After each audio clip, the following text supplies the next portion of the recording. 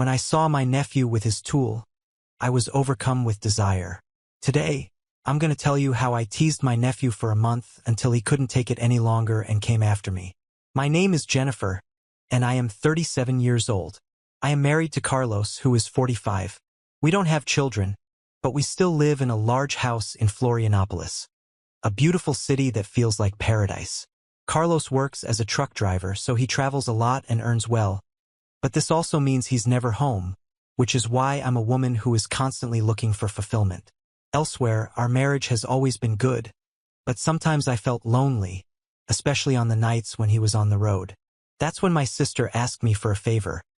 Her son Christian, who is my nephew, needed to spend a month in Florianopolis to prepare for an army exam. Carla, being the generous and kind man he is, agreed right away. When Christian arrived, I was surprised by how much he had grown. He was no longer the boy I knew. Now at 23 years old, he was quite an attractive. "You're so handsome and strong. You must be very popular with the girls," I joked. He laughed casually and replied that he was too busy with training and studying to think about girls at the moment. I found it amusing how focused and serious he was, but at the same time, I noticed that a feeling inside me was beginning to grow. He seemed different from other guys his age, and this difference caught my attention. That week Carlos had to travel for work again, which meant but I had already started making moves to catch his attention. There was a plan. He didn't know I was executing something new and exciting that made me eager to see what else might happen with Carlos away for work. It was just Christian and me alone in the house on the first day. I decided to prepare a simple lunch. As I stirred the I realized I was more nervous than usual. The presence of my nephew, now a young adult, made me feel a bit uneasy, though I didn't want to admit it. Perhaps out of curiosity, when Christian came into the kitchen to assist me, I noticed he was attempting to be as polite as possible with me, but it was clear that his gaze could not help but linger on me. "I believe this outfit is excessive. I apologize. If it is, I'm just used to being more comfortable and capable at home," I inquired casually as I set the table. Christian, surprised by the question, smiled and said, "No, Auntie, you looks great. Don't worry." The conversation was relaxed during lunch. We talked about the exam he was preparing for, and he told me about his training routine. I then mentioned that he was very strong and in great shape, the kind of body you only see on television. He laughed and thanked me for the compliment, saying he was really dedicating himself. "Before asking you, Auntie, have you been doing any physical exercise? You appear to be in good shape." I responded with a laugh, "Nothing special. I've always been like this and had this body that your uncle likes," but things began to change slowly, and my nephew seemed to notice. He was very respectful of what I was doing, so he didn't say anything to me. The days passed peacefully that week. Carlos was still traveling, and I was growing increasingly curious about how I would seduce Christian. One afternoon after lunch, I decided to wash the dishes and asked Christian to assist me. He came into the kitchen with that calm and shy demeanor, willing to do whatever was necessary. "Will you dry the dishes?" I wish I had asked him, handing him a dish towel. He agreed and began working beside me as we washed. The conversation was casual, nothing special. We talked about everyday things like how he was adjusting to life in the city and how his exam preparation was going. But I noticed that every now and then he would glance at the curves in my top that didn't cover, and I kept wondering if I was attracting him in some way. That's when I purposefully dropped a spoon on the floor, pretending I had no idea what I was doing. I bent down slowly to pick it up. As I crouched, I felt Christian's piercing gaze on me. I didn't need to look at him to know he was flustered and staring at what I was showing. I stood up with the spoon in hand and continued washing the dishes as if nothing had happened, but I noticed that Christian was different. He was quieter, a bit more nervous. Perhaps he tried to hide it, but I could tell he was fidgeting with his hands, as if something was bothering him in his pocket. He looked at me a bit surprised by the question and quickly said, "Nothing, Auntie. I'm just thinking about the training." I smiled at him and said he didn't need to worry so much, that he was doing well and everything would work out fine. We finished washing the dishes in silence, and I noticed that the atmosphere between us had changed. Christian was clearly uncomfortable, and I knew that part of it was because of me, which was exactly what I wanted. That night, as I lay down to sleep, I thought about what had happened to it. It wasn't just a simple tease. It was a new feeling, maybe a little dangerous, but at the same time it made me curious to see what else might happen that night after a seemingly ordinary day. I felt a restlessness within me, The fire that had been building up over the past few days was becoming impossible to extinguish. After making sure everything was in order in the house, I decided to go to Christian's room to see if he needed anything. As I approached the door, I heard him. "It feels like she's testing me. I don't know how much longer I can hold out," he said in a tone of excitement and nervousness. My cheeks flushed as I heard that.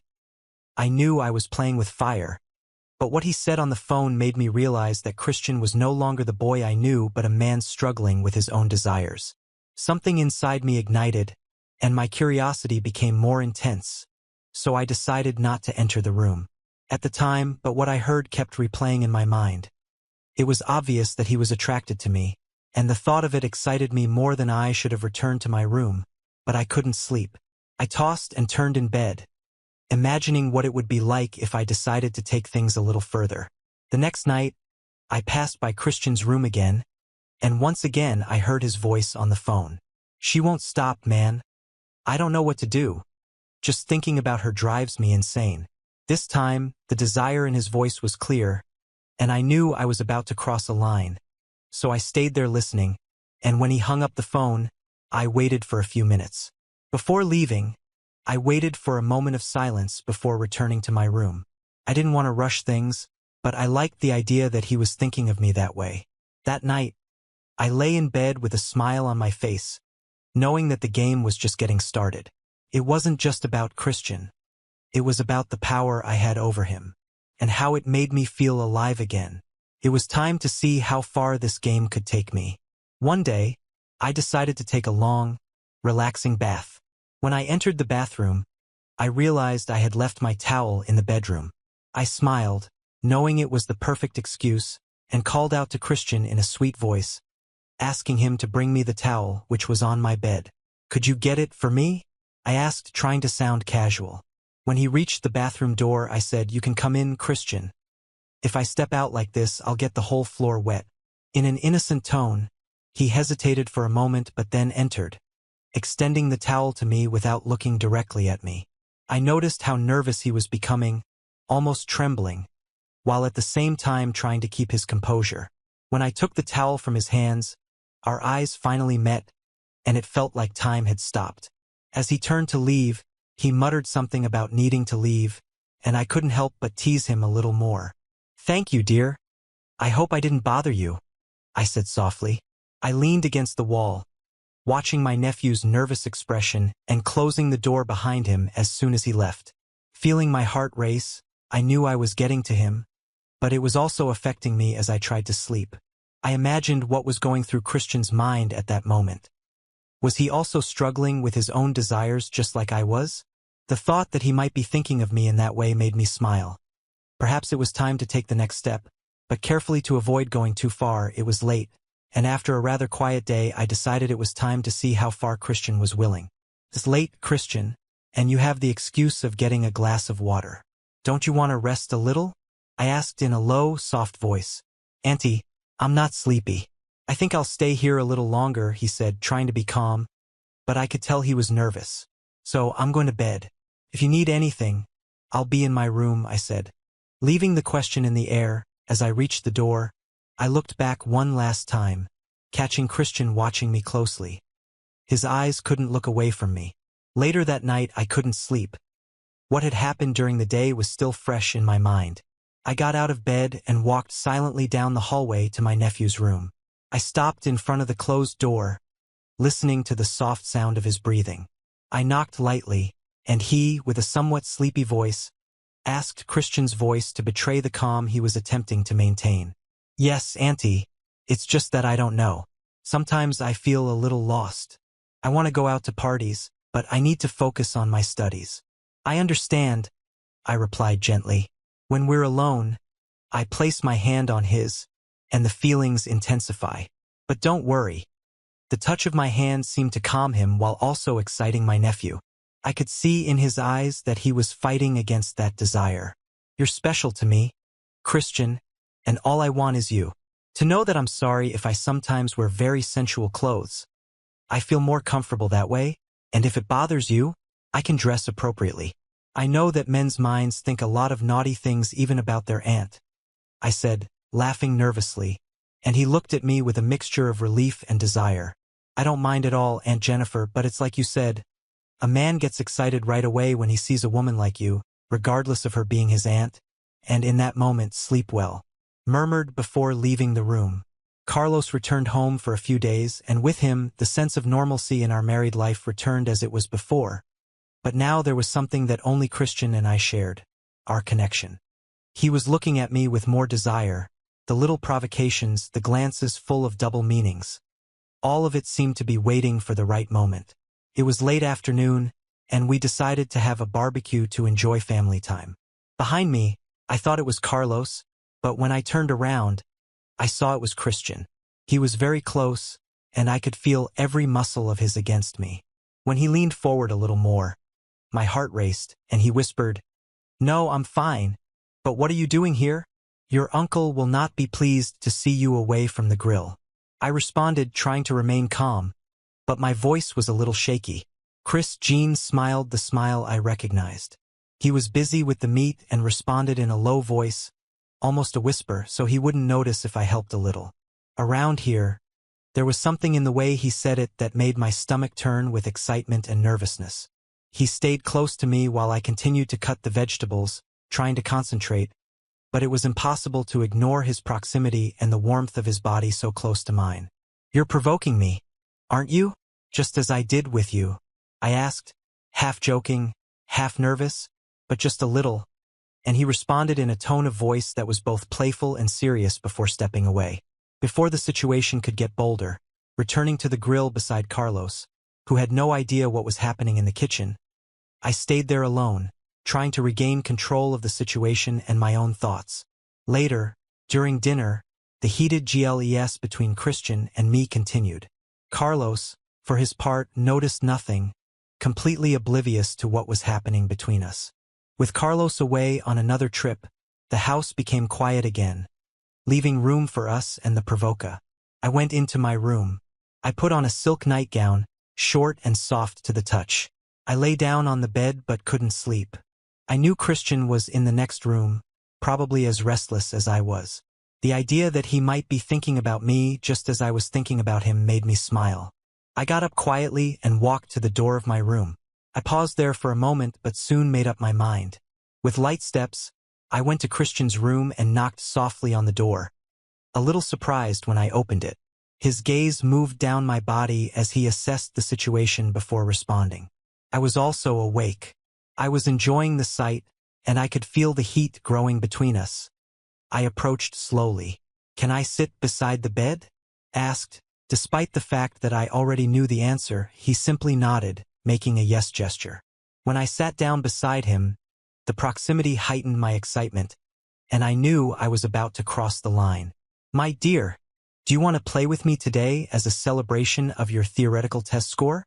I asked him, dying of excitement. He replied to me in a still, firm voice. "That is what I want most, Aunt Jennifer. You provoked me a lot. Don't be mean to me now. Instead, let me enjoy a little. Do not worry. You can enjoy it for the rest of the day, my dear. You leave and I will be your reward.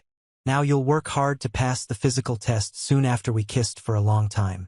"I've never felt so relieved when we were done," Christian said.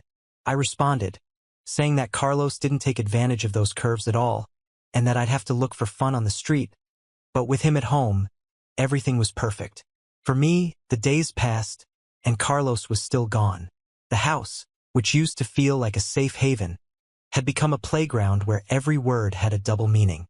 When Carlos returned from his trip, missing the bar, he went running to have a few drinks while I was preparing his dinner, and Christian came from behind with that usual volume. "Calm down. Your uncle is here today. Leave the bedroom door open, and I'll be there at midnight. Okay?" he said, in a calm voice, giving 2 kisses on his face. "It's just that, Aunt Clara.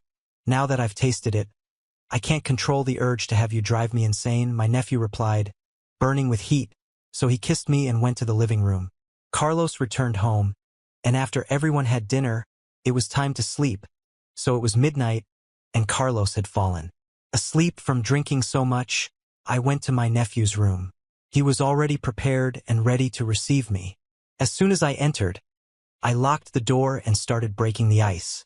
Your body is so strong and hard, my love, and that piece of yours makes me shiver all over. Christian, struggling to hold back the urge to kiss me, asked, "Are you sure the cuckold is already asleep?" "Hun, I don't want him to interrupt our game." So I gave him 2 kisses and replied, "Don't worry, my love, I'm only yours." So we kissed and had intercourse for 2 hours. Then I decided to go back to bed, so as not to worry my husband about anything. Christian kissed me and said, "Don't worry. He doesn't do what I do," Jennifer said with a loving look. "Your uncle is going to travel in the last week of the month, my dear, and this is your last week here. Let's make the most of it, Carlos." He left the next morning at dawn, said goodbye to me, and as soon as he started the truck, I went to open the door to go to Christian's when I heard knocks on the door. It was him. Asking to come in, I opened the door, and he said, "Today I wanted to be. What are your thoughts on Aunt leaving my mark here in this room and on this bed?" I was only wearing a top when I replied, "Honey, this week I want you to leave your mark all over the house. I want you to leave every memory you can. Don't hold back." As soon as I finished saying that, he came towards me and started kissing me with all that youthful passion, whispering, "This is the best trip of my whole life. Thank you, Aunt Clara." We played around all night and slept right there. The next day my nephew was out taking the final exam for the contest when I went.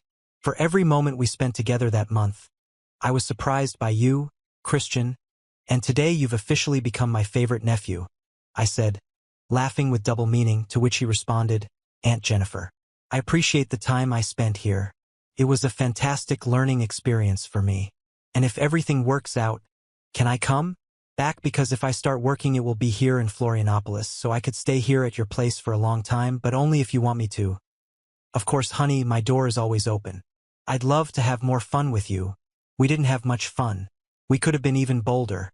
We talked for a long time before he finally left. I'm still waiting for him to text me to confirm the day he's coming. I've already told Carlos, and he said without any problem that Christian could stay here at home. If you liked the video, subscribe to the channel, comment, and like.